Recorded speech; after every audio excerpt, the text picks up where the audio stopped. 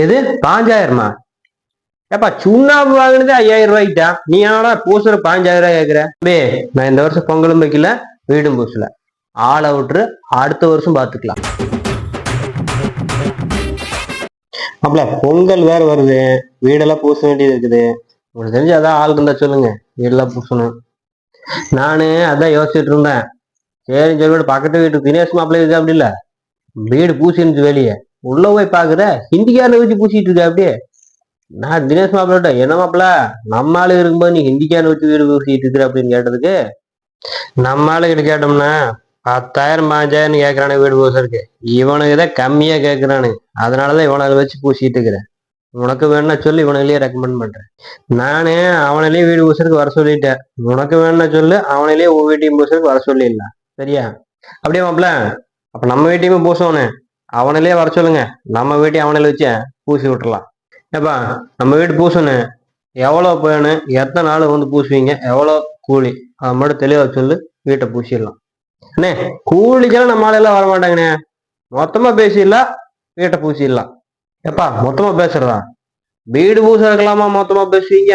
முதல்ல வீடு கட்டுறதுக்கு எல்லாத்து வேலைக்கும் மொத்தமா பேசிட்டு, இப்ப வீடு பூசுறதுக்குமா? சரி எவ்வளவுதான் வரும் சொல்லு பாக்கலாம்.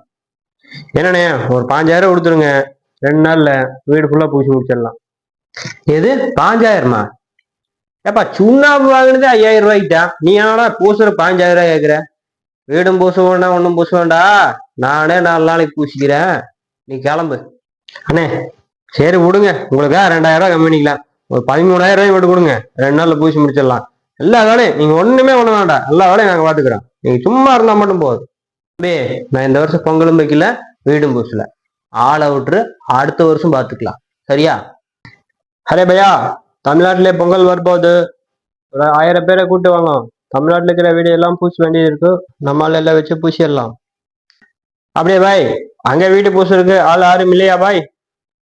இருக்காங்க மேன், ஆனா அவங்க 10 ரூம் பூசறதுக்கு 5000 ரூபாய் வரைக்கும் கேக்குறாங்க. ஆனா நமக்கு 10 ரூம் பூச வெறும் 1500 ரூபாய் கொடுத்தா போதும். அது மட்டும் இல்லாம நம்ம ஒரு நாளையே ஒரு வீடுல இருந்து 2 வீடு பூசி முடிச்சிடலாம். சரியா? ஓகே பாய், நாங்க அடுத்த வர ட்ரெயின்ல எல்லாரும் வந்துருவோம். நீங்க அங்க லோக்கல்ல இருக்கிற ஏரியால எல்லார் வீட்டையுமே பூசறதுக்கு டெண்டர் எடுத்துருங்க, பூசி விட்டுறலாம். பையா உங்க கூட எத்தனை ஆள் வந்திருக்குன்னு சொல்லு, அவங்க எல்லாருக்குமே நம்ம வேலை தரோம். ஐயா எங்க கூட 100 ஆளு இருக்காங்க, எந்த வேலையா இருந்தாலும் சரி, எத்தனை வீடு இருந்தாலும் சரி சொல்லுங்க, வீடு பூரா பூசி விட்டுறலாம்.